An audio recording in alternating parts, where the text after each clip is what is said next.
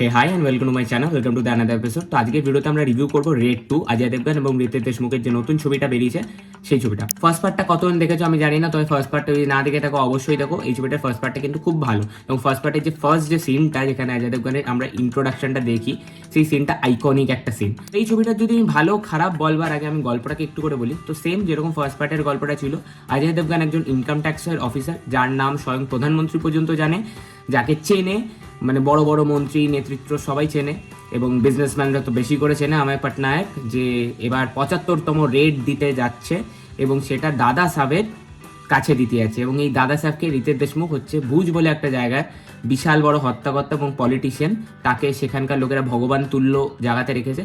তাকে কি অজয় দেবগন ট্র্যাকডাউন করতে পারবে এবং কেনই বা তার পেছনে যাচ্ছে, এই জিনিসগুলো জানতে হলে তোমাকে এই ছবিটা সিনেমা হলে গিয়ে দেখতে হবে। এবার এই ছবির পজিটিভ দিক নেগেটিভ দিক, এই ছবিটার আমার সব থেকে ভালো যে জিনিসটা লেগেছে অজয় দেবগন এবং রিতেশ দেশমুখের কেমিস্ট্রি। ফার্স্ট পার্টটা তো সৌরভ শুক্লা এবং অজয় দেবগনের যে একটা যুগলবন্দি বা একটা টাসেল যে ছিল না, ওইটা পুরো সিনেমাটাকে ইন্ট্যাক্ট ধরে গেছে। এবার দেখো এই সিনেমাগুলো না একটা ওয়ান লোকেশনে শর্ট হচ্ছে সিনেমাটা, মানে প্রথমে আমরা একটু দেখতে পাচ্ছি, তারপরে সিনেমাটা কিন্তু গিয়ে একটা লোকেশনে সেট হচ্ছে যেখানে রেডটা হচ্ছে। তো সেই জায়গাতে গিয়ে যেভাবে ফার্স্ট পার্টে সৌরভ শুক্লার ওই পুরো বাড়িটাকে যে জুড়ে যে পুরো গল্পটা তৈরি করে ফেলেছিল, সেইটা দেখবার মতো ছিল। এবং এখানে আবার কি মনোটোনাস কিছু কিছু জায়গাতে হচ্ছে, আবার যাতে ওই মনোটোনাস ভাবটা পুরো এলঙ্গেট না থাকে সেই কারণে সিনগুলো অনেক জায়গাতে জাম্প হচ্ছে। তো সেই জিনিসটা ডেফিনেটলি দর্শক হিসেবে তোমাকে আই অ্যাপেলিং বেশি লাগে, বাট পুরো ওভারঅল ট্রিটমেন্টটা কিন্তু খুব ভালো এবং তাদের যে মেন পারফরমেন্স সেগুলো ভালো।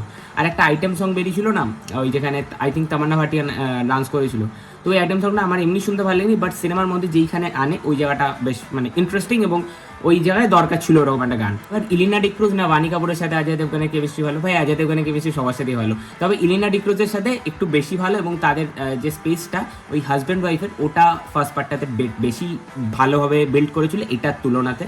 এখানেও ঠিকঠাক, বাট ওটার মতো ওই লেভেলটা নেই। আর যাদের কথা না বললেই নয় সেটা হচ্ছে সৌরভ শুক্লা, হচ্ছে লাল্লান, মানে এরা দুজন স্ক্রিনে ফাটিয়ে দিয়েছে। লাল্লান যেখান থেকে ঢোকে, লাল্লান সুধীর নাম হ্যাঁ আমারা, ওইখান দিয়ে কমেডি একদম টপে নিয়ে চলে গেছে, এবং সৌরভ শুক্লা যেই লেভেলের পারফরমেন্স দিয়ে পুরো ছবিতে গেছে আমার দারুণ লেগেছে, দারুণ। নেগেটিভ বলতে আমার কিছু যেমন লাগেনি, হ্যাঁ নেগেটিভ বলতে কিছু কিছু জায়গাতে একটু সিনেমাটা ফ্ল্যাট হয়, সেখানটা মানে যদি পারতাম স্কিপ করে যেতাম, কিন্তু বাদ বাকি ওভারঅল সিনেমাটা বেশ ভালো, ইন্টারেস্টিং, এবং যে ফার্স্ট পার্টের লেগেসিটাকে অ্যাটলিস্ট কন্টিনিউ করছে, বিগড়ে দেয়নি। সো আই হোপ কি তোমাদেরও ছবিটা ভালো লাগবে, এবং তোমাদের এই ভিডিওটাও হয়তো ভালো লেগেছে। তাহলে কি করতে হবে, লাইক শেয়ার সাবস্ক্রাইব রেড বাটনকে প্রেস করে গ্রেট করে দাও, নেক্সট ভিডিওর জন্য বেল আইকনটিকে টেপে দাও। টাটা।